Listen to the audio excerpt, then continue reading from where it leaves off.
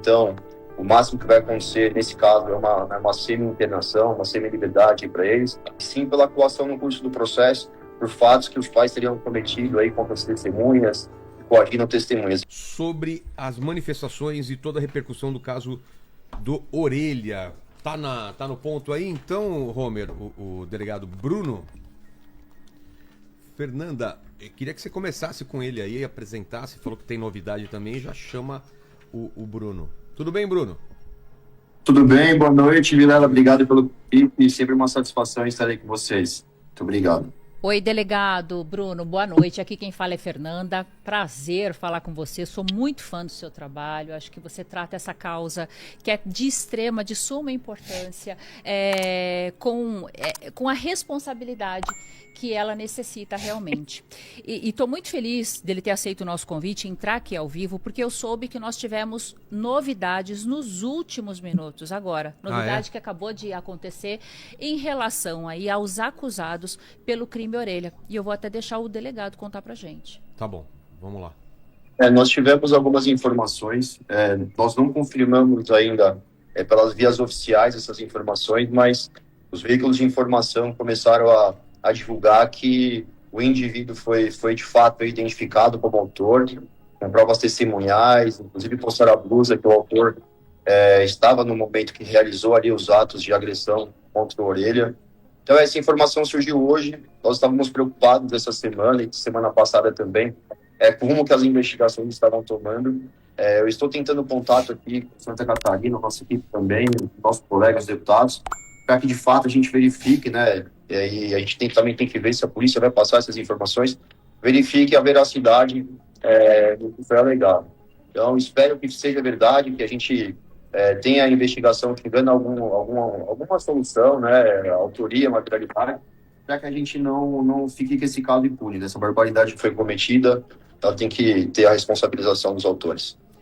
É muito importante isso que o delegado está trazendo, porque há umas 4, 5 horas, né, doutor, atrás, a defesa da família entrou justamente com esse pedido, dizendo, olha, não se tem imagem, tudo foi disparado depois de uma conversa via um grupo de WhatsApp do porteiro com outros porteiros, dizendo, eu acho que talvez fulano, cicrano, e que depois disso ainda não tinha sido comprovada a morte do cachorro-orelha, e já se espalhou isso, e aí os meninos foram acusados. Isso há 4, 5 horas atrás, no dia de hoje.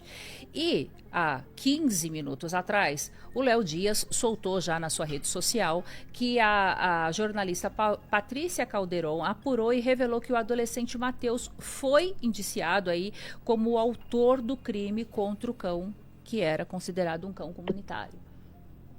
Exato. São essas informações que nós recebemos.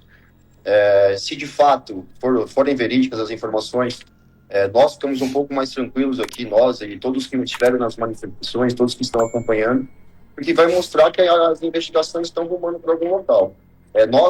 Eu e outros deputados de Brasília apresentamos aí um requerimento, né, de fidelização das investigações por conta das informações encontradas, que eram passadas informações pelo delegado geral, outras informações por pessoas que estavam investigando totalmente contrárias ao que foi passado pelo delegado geral. Nós começamos a nos preocupar. Se de fato isso se confirmar hoje, nós vamos ficar um pouco mais tranquilos, vamos monitorar de perto o caso e estar acompanhando até o final, para que não só o Matheus, como foi colocado pelo portal Léo Dias, eu evitei falar, mas já que você falou, o portal Léo Dias, foi colocado não só o Matheus, mas se outros estiverem envolvidos, também tenham sua responsabilização criminal. O delegado, boa noite. Mesmo ele sendo menor de idade, ele obviamente não vai para prisão comum, mas ele vai ter algum tipo de responsabilização sobre os seus atos, né? Ou os pais dele, de repente? Ou não? Então, é ele, os pais dele, quais são as possíveis sanções caso se comprove que realmente ele que matou o Orelha? Na verdade, por se tratar de adolescente, eles não recebem pena, né? Eles recebem medida socioeducativa. Nós temos que alterar com urgência aí o ECA, porque em se tratando de crime contra animais, nós não temos a medida de internação, a previsão ainda do Estatuto da Criança e do Adolescente. Então, o máximo que vai acontecer nesse caso é uma semi-internação, uma semi-liberdade para eles, E com relação aos pais, nós tivemos indiciamento durante o desenrolar das investigações, mas não pelo fato da morte do animal, e sim pela atuação no curso do processo, por fatos que os pais teriam cometido aí contra as testemunhas, coagindo testemunhas. Então, a responsabilização dos pais não tem relação com a morte do animal, com crimes demonstrados, e sim foram praticados durante a fase de investigação por parte dos tutores desses adolescentes. E mesmo os adolescentes não sendo responsabilizados, os outros, né, por esse, parece que eles tiveram envolvimento no afogamento de outro cachorro. Exatamente, o caso do caramelo, né? Eu vi notícias de outros adolescentes participando de grupos e falando sobre fazer maldade com animal. Isso está ficando mais frequente ou a gente só está sabendo mais dessas coisas agora, Bruno? Infelizmente, tem ficado mais frequente. Nós já estamos acompanhando vários ocorridos aí, não só com relação ao crime contra os animais, mas crime contra mulheres, crime contra as crianças, praticado aí através de desafios no Discord. É muito difícil a investigação, por conta de pesos aí, com origem do exterior. Eles acabam tendo algumas camadas de proteção para que a polícia não consiga realizar as investigações. Nesse caso específico, não está comprovada, né, a utilização dessa plataforma do Discord, mas é uma plataforma que tem sido usada muito aí para praticar esses crimes.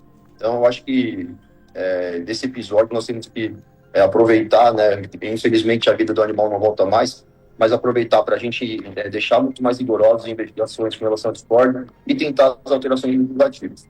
Infelizmente, em Brasília, já criticando os deputados sem problema nenhum, sempre tem que acontecer alguma tragédia, alguma desgraça, para que os deputados olhem para a causa animal. Então assim, com o aumento da pena do crime de maus-tratos, quando aconteceu o caso do Manchinha, daquele supermercado, o caso do Sansão, em Minas Gerais. Então, os avanços da causa animal, infelizmente, são conseguidos através das lágrimas de dor. Então, foi super importante essa manifestação das pessoas pela internet, para que a gente, a partir dessa semana agora, em volta do recesso, a gente consiga, de fato, ter avanço aí para a causa animal.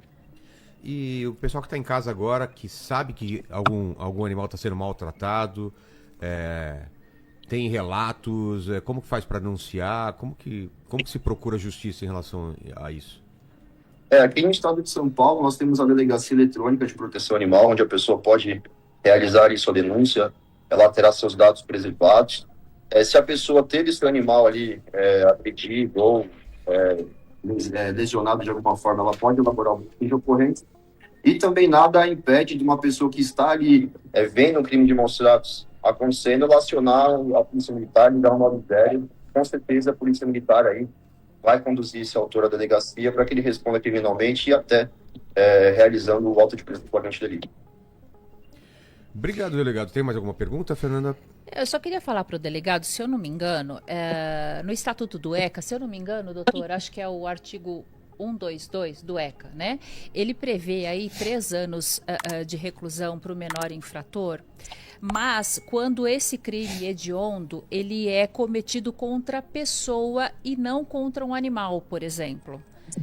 É assim mesmo, doutor? Então, no caso, não teria uma punição para esses meninos, segundo o ECA, já que foi cometido aí um crime, mas contra um animal?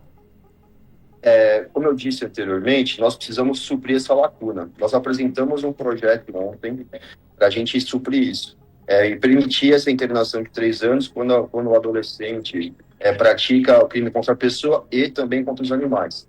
A única hipótese aí desses adolescentes, de fato, ficarem aí internados, né, se eles reiteradamente descumprirem as medidas impostas pelo juiz, que são as outras medidas previstas no ECA. Então, é uma situação que a gente vai se debruçar agora. Eu acho que, como eu disse, é o momento oportuno aí para o nosso legislador olhar para a causa animal, aproveitando as mobilizações que aconteceram, para que a gente colija, né, não de que de fato vai acontecer e esses adolescentes vão receber essa medida socioeducativa, mas para fatos futuros que a gente não nos depare com penas tão grandes.